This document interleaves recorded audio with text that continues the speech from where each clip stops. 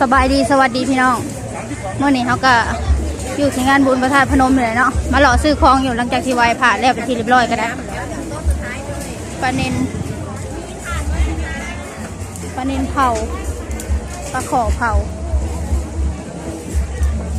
ผู้เฒ่าคนหล่อซื้อของนี่เขาก็หล่อไปน้ำเพิ่นเนาะเห็นนั่นขยะกันดึกถิ่มแล้วเด้ออันนี้เป็นผ้าไม้ผ้าแต้มผ้าชิ้นแต้มเราไปก่อนเนาะจะคิดชื่อยังพี่น้องเงินบ่ค่อยหลายมาไหว้ประทานเถอะของหมักของหยาของแซ่บเลยค่ะคนหลายพอควร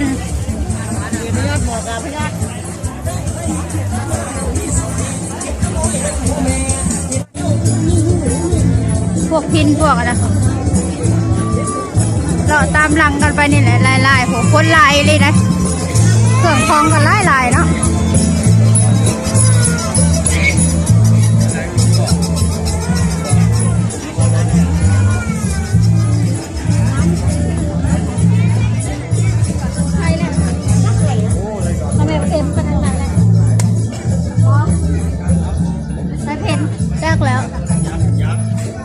มันอยู่ข้างหน้าผมบ่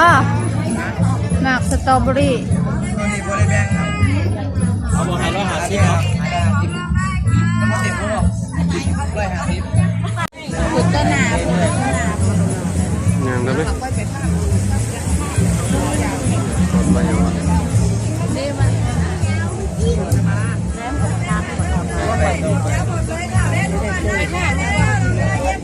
เกิบ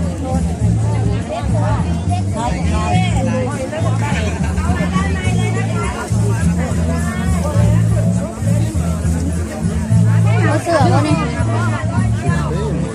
เดี๋ยวก่อนนี่เห็นก่อนเสือตัวงามเอาหรือตัวละ100อยู่บ้านเฮาแพงกว่านี้ได้ไปต่อเนาะตอนนี้เห็นเกิบกำลังสนใจเกิบอยู่เสือผ่าเป็นตัวงาม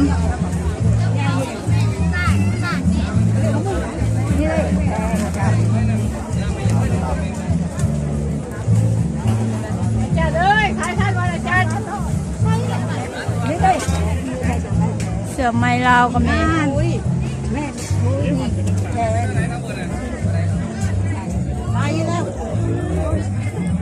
ไปก่อนเรามีลายอยู่แล้ววะ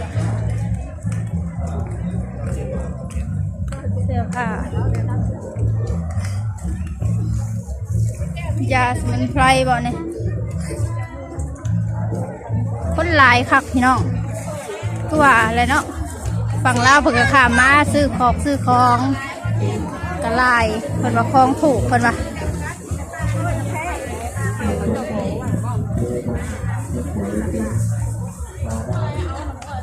ได้มงบูดอยากได้เด้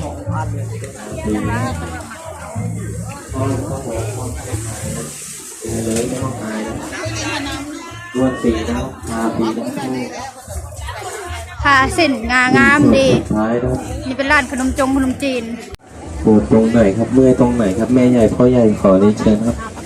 เป็นตะคิวนิ้วล็อกนะครับมือชาเท้าชาที่ดีมากครับท่าน100 เดียวอยากให้ลองเข้ามาจุ่มตูทากันเยอะๆนะครับนวดฟรีทาฟรีนะหอมแท้เนาะซื้อไม่เป็นไรนะครับดีจับผ้าเราไปต่อพี่น้องของลายเลยดีจริงหรือไม่จริงครับอยู่ที่ท่านลองนะครับผู้เฒ่าเห็นยังอีกเด้อเห็นเกิบต่อเห็นเกิบแล้วพี่น้องคุ้มใส่เกิบแล้วได้นะครับดีบริการนะครับเครื่องนึงวิทย์เครื่องนึงตีนักแม่โดนมาที่จะมาลองทาดูนะเรื่องเป็นของทาปีนะค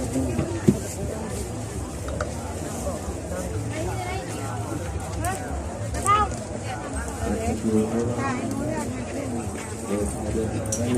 มันเป็นดอก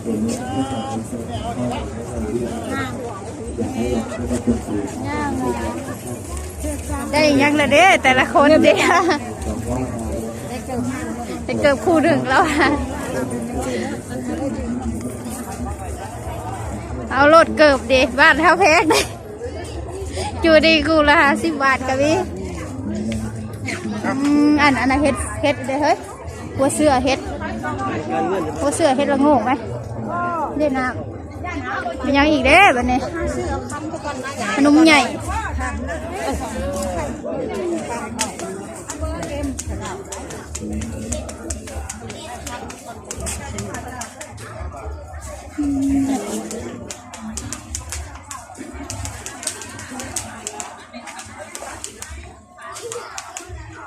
ขนมของฝากไอ้ยี่กินเนี่ย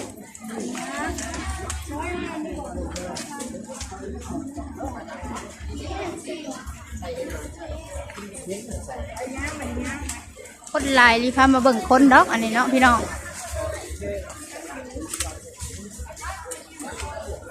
สุดเด็กน้อยสุดละร้อย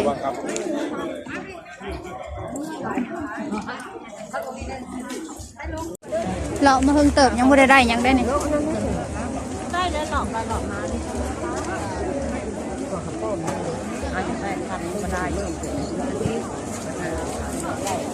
ไปทางใดนี่ลุมไปทางใดอีกแล้ว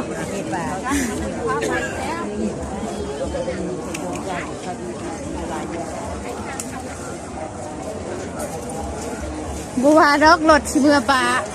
ามันเผา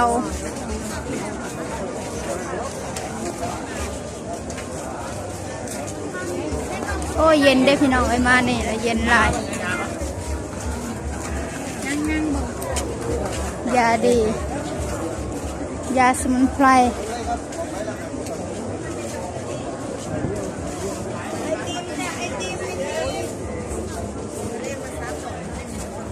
แม่น100ไม่ช้า100ชุดนี้100ไม่ทำได้ลูกชิ้นลูกเชิดเอาไว้หน้าแล้วเอาหน้านี่เด็กเกิบนี่ไผเสียวเกิบก็เอา100 บาทอันนี้หาซาไข่มุก100นะจ้าเบิ่งมาเบิ่งเกิบคู่ละ50 บาทก็ซื้อไปขึ้นลิ้นอยู่ได้ย่างไปดีนะซื้อย่างได้ซื้อย่างไงว้าวแล้วบอกว่าแล้วซอยทั้งนั้นจะทันลักใส่ข่อยอยู่นี่ไปฟังได้ค่ะเกิบคู่ละ50 บาทนี่เลย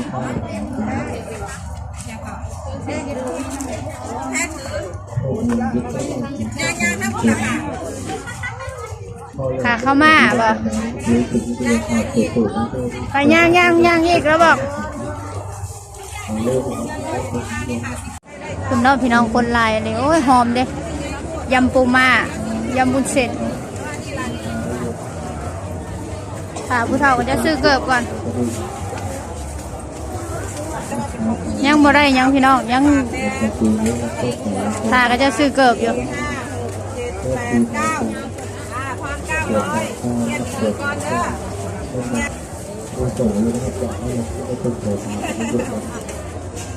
งามอยู่แล้วน่ะ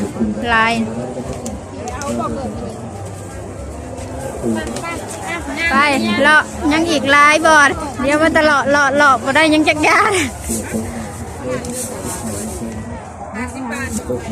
ไปต่อพี่น้องน้ำก้นเขานี่แหละเขาก็ได้ย่างต้อยไปนี่แหละยังบ่ได้ยังดอกย่างไปเลยกระดิบเข่าอันนี้งามเลยเป็นลวดเป็นลาย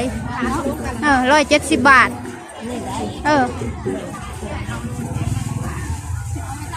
ของก็มีอีกโอ้นี่เสือนี่งามคนสำเร็จเขาปุ้นคนลายต้องบอกว่าอย่าให้ลื่นคือติ๊บเข้าเนี่ยจะขึ้นไปควันเด้อขึ้นไปถึงบ่นี่เด้นี่ผู้เฒ่าเนี่ยเอาไปใส่ที่เป็นตาใส่ดีได้นี่ใส่สบายตัวละ50 บาทนี่เด็กเกิดบูธคู่ละ50 บาท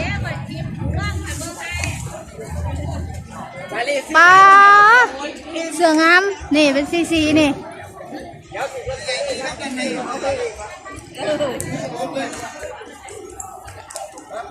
ฝาที่ย่างเล่นใจเย็น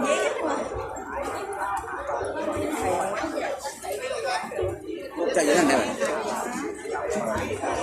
คนลายเลยเนาะ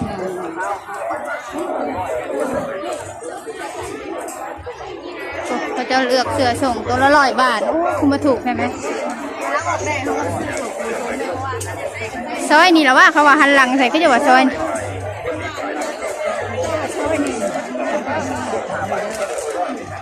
ผู้ครองกูได้หมอพูดหมอเสือส่ง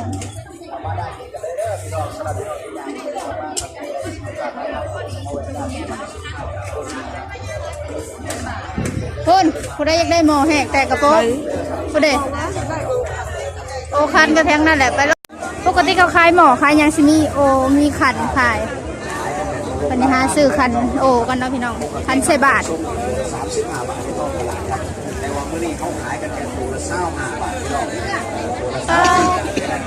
ดูในไส้เดียวนี่ เสือ ซื้อกินไม่ที่ไหนก็สุด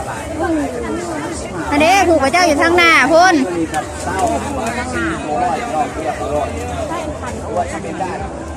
เด้ถามพระเจ้าปกติมีไหนปกติขายหมอกับ40มีคันแล้วนะหมอฮะ600หนึ่งสุดเนาะ680 บาทเอาบ่เอาไปขึ้นเพื่อนผมไปจะเบิ่งทางหน้าพอมาเบิ่งพี่ให้ได้ผูกคันทางหน้าพอไหนพุ่นผู้ใดอยากได้คัน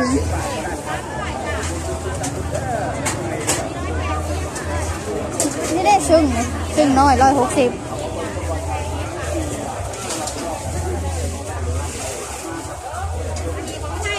ใช่หน้ากระเจ้าโอ้ยกระโตก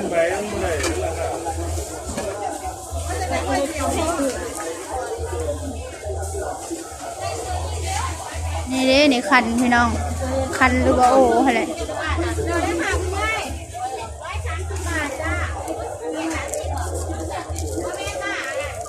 นี่แบบนี้นะดี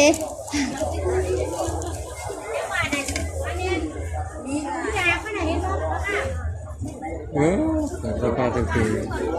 อันนั้นมันทึกนี่ตัวนี้มันแพงนี่300 กว่าบาทนี่งามดีได้แบบนี้มันสิโอเคกว่ากันเล็กมันสิทนตอนนี้ชุกคนกำลังซื้อคันเนาะผู้ละใบคันใส่บาทนะพี่น้องใบละ100 กว่าบาท300 400ก็มีเนาะแล้วแต่เกรดเนาะถ้าดีเนี่ยก็300 400 บาท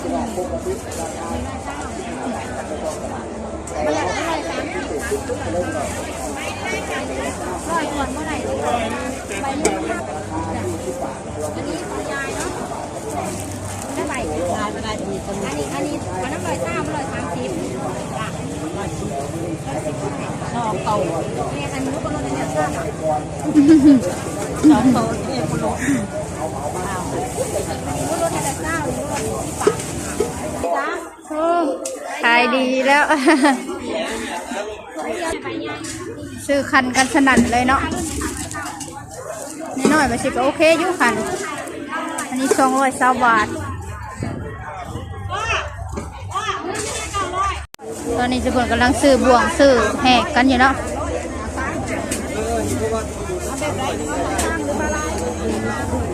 ได้ราคาแพงจังแล้วคนนี้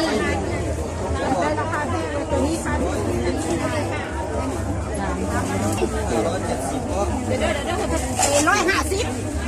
150เอาแม่บ่แพงได้ค่ะ